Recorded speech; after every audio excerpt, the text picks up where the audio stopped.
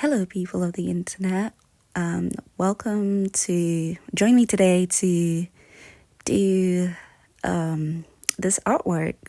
So, this is my first artwork of 2024. And what inspired this artwork? Honestly, I just felt like I wanted to do something. It was not part of my daily plan. It was not part of my daily plan. It was not a productive use of my time, but it was absolutely relaxing. So it was still good. Anyways, so this is me doing my base. So I am covering the entire page with white paint in order to have a good base. Now I actually put way too much white paint on this page, so at the end I had to spread it across 2 pages. So in the end I actually did 2 pieces of art today. And I absolutely don't mind. At the end of the day, it was for me and it was for fun. It's just a little hobby for myself. So I'm actually getting inspo from my Pinterest, which you saw at the beginning. And it's just cool art ideas that I've collected over the years that I just want to try out.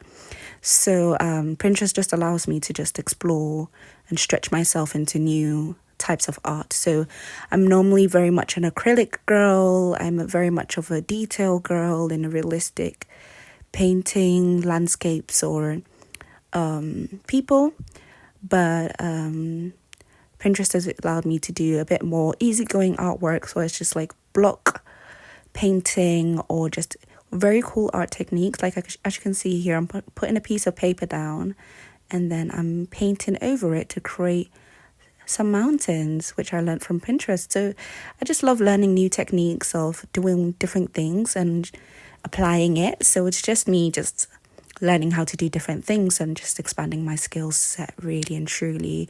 So my art book is full of different types of artworks of me just trying different things that I've come across on Pinterest, to be honest. Nothing all that serious. It's just a trial and error kind of thing. So yeah. So a little fact, cool fact, I actually bought this art book in 2017 when I first came to uni, I believe. Is that when I bought it? Yes, it is, yeah. So I actually bought this in 2017. So I've had this art book for years. And I thought when I came to uni, I'd be doing so much artwork. I'd have so much time. Wah, wah, wah. That did not happen. Literally me doing an art page of just art it's an intentional thing I've chosen to do that day. It's always spontaneous. You know, I thought I'd be painting so much. No, that's just not how uni works out. Life gets busy. Your hobbies disappear as you get older, unless you're a bit more intentional about it. And thankfully, this hobby has stuck because I enjoy painting. I do want to have a business this year.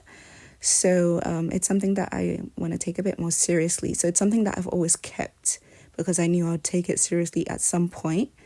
But yeah. So fun fact about myself: I started taking art seriously at the end of year 9.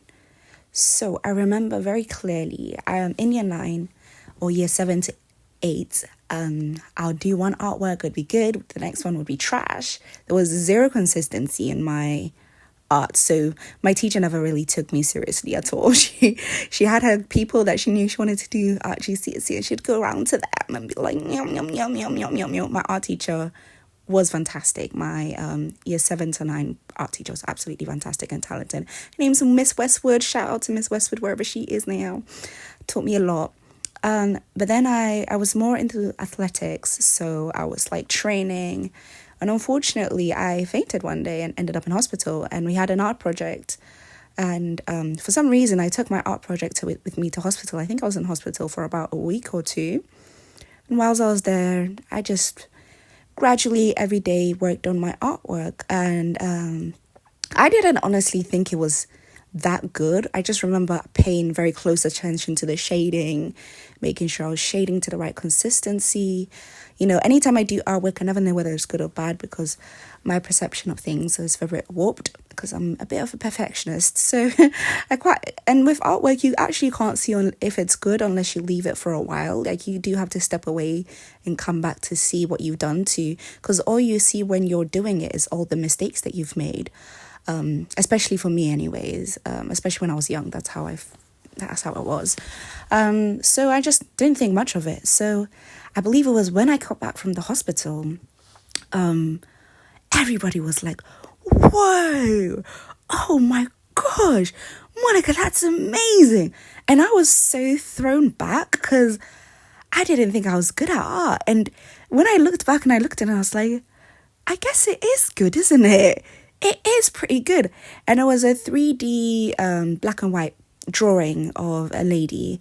And I just honestly copied it to the T because I had so much time from morning till night at the hospital. So it just shows that anything that you put time and efforts in and you just keep trying, even if you don't think you're putting in that much effort, the time that you put in will show the results. So that's how I've always seen art. And after that, my teacher was immediately very quick to say, you have to take art GCSEs.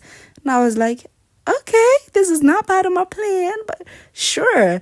And I was also surprised with myself because I was like, okay, maybe there's something there, maybe I do have a talent because the drawing was pretty damn amazing. I've never drawn anything as beautiful ever since that day, by the way. It's always my North Star. I've never reached that goal ever since that day. But now of course I paint, I draw, I'm quite a multimedia artist, I guess.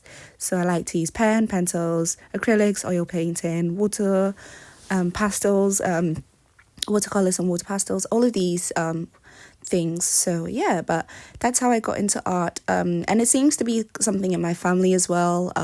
Quite a few people in my family are just naturally talented as with drawing and just with artistic creativity. So it is quite a nice thing to have.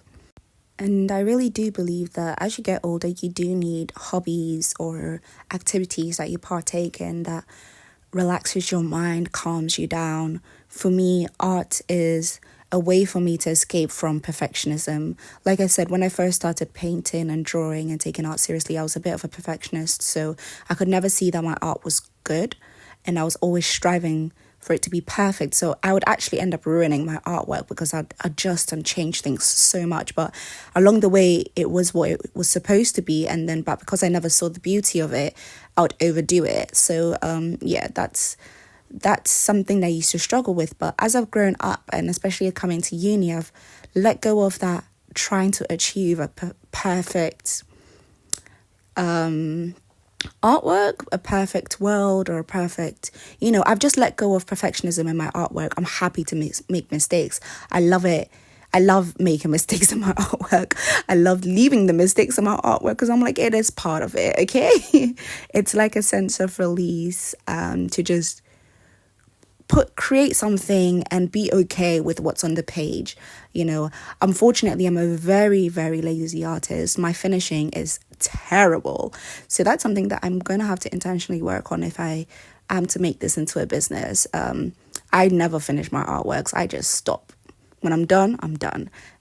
Even if there's a lot to do, I'm just done with that artwork. I got things to do, okay? And like I said, art is a hobby. It's not my main thing. So yeah.